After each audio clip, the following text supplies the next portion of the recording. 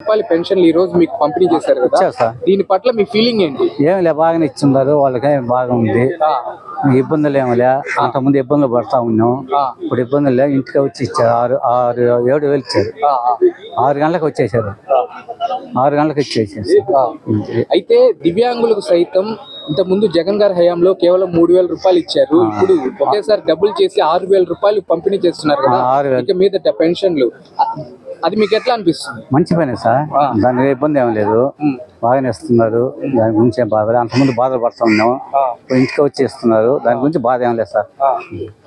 ఇకపోతే స్వయంగా చంద్రబాబు గారే పెనుమాక ఊర్లో ఇంటింటికి వెళ్ళి వృద్ధులకి పెన్షన్లు సైతం పంపిణీ చేస్తున్నారు కదా, అది మీకు ఎట్లా అనిపిస్తుంది? అంటే ఒక ముఖ్యమంత్రి ఇంటింటికి వెళ్ళి పెన్షన్లు మంజూరు చేయడం ఇది చరిత్రలోనే మొదటిసారి, అది మీకు ఎట్లా అనిపిస్తుంది? అది మంచి పనే సార్, దాని గురించి బాధ ఏం లేదు, మంచి పని చేశాడు, దాని గురించి బాధ ఏం లేదు. అయితే చివరిగా మన నెల్లూరుకి సంబంధించి కూడా చెప్పండి తాతయ్య, చూస్తున్నాం నారాయణ సార్ కూడా ఇంటింటికి వెళ్ళి పెన్షన్లు ఇస్తున్నారు, అలాగే శ్రీధర్ రెడ్డి సారు ఇంటింటికి వెళ్ళి పెన్షన్లు మంజూరు చేస్తారు కదా, దాని పట్ల మీ కామెంట్ ఏంటి? చేశారు సార్, మంచి మాట చెప్పినారు, ఆ మాట చెప్పండి. ఓకేనా, చెప్పండి తాతయ్య. చంద్రబాబు గారు మళ్ళీ అధికారం చేపట్టిన తర్వాత మొదటిసారి పెన్షన్లు పంపిణీ చేస్తున్నారు. ఈ నెలకు సంబంధించి గతంతో పోలిస్తే 3,000 నుంచి ఒకేసారి 4,000 రూపాయలు పెంచి 7,000 రూపాయలు ఇవాళ పెన్షన్లు మీకు మంజూరు చేశారు కదా, దీని పట్ల మీ స్పందన ఏంటి? బాగుంది సార్, మాకు ఒక పండగ వాతావరణంగా ఉంది, ఇచ్చిన దానివల్ల సంతోషంగా ఉంది. ఇంటి దగ్గరికి వచ్చి ఒకేసారి 7,000 ఉంటే మాకు సంతోషంగా ఉంది. అలాగే దివ్యాంగులకు సైతం జగన్ గారి హయాంలో కేవలం 3,000 రూపాయలు పెన్షన్ ఇచ్చారు.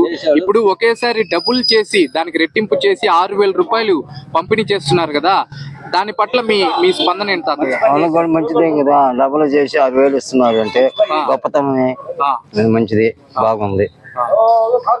సరే, ఇకపోతే చంద్రబాబు గారు స్వయంగా పెనుమాక ఊరికి వెళ్ళి ఇంటింటికి వెళ్ళి వృద్ధులకు సైతం పెన్షన్లు పంపిణీ చేస్తున్నారు.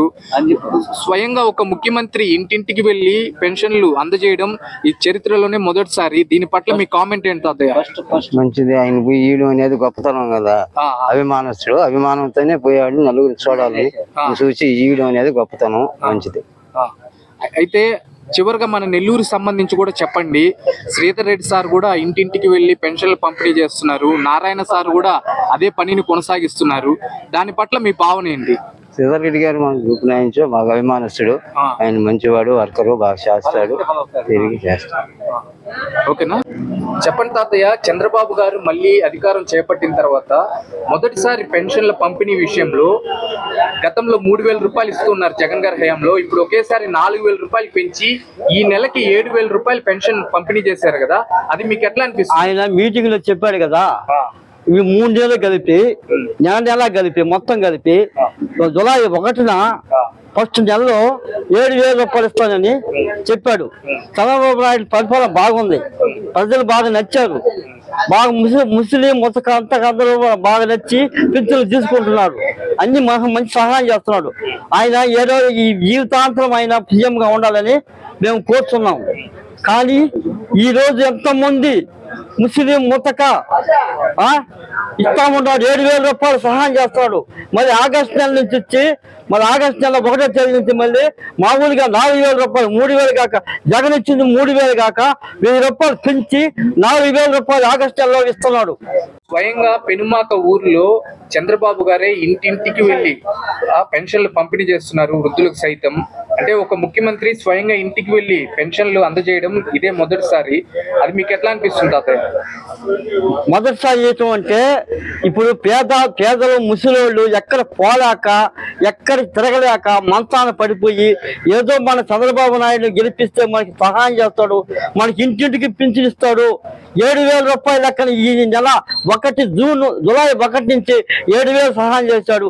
ఇక నుంచి ఆగస్టు 1 నుంచి 4,000 రూపాయలు జగన్ ఇచ్చింది 3,000 కాక మన చంద్రబాబు నాయుడు గారు 1,000 రూపాయలు పెంచి ముస్లిం ముతక్కి 4,000 రూపాయలు సహాయం చేస్తున్నాడు. ఇటువంటి ప్రభుత్వము జీవితాంతం ఉండాలని మేము కోరుకుంటున్నాం. స్వాగతం.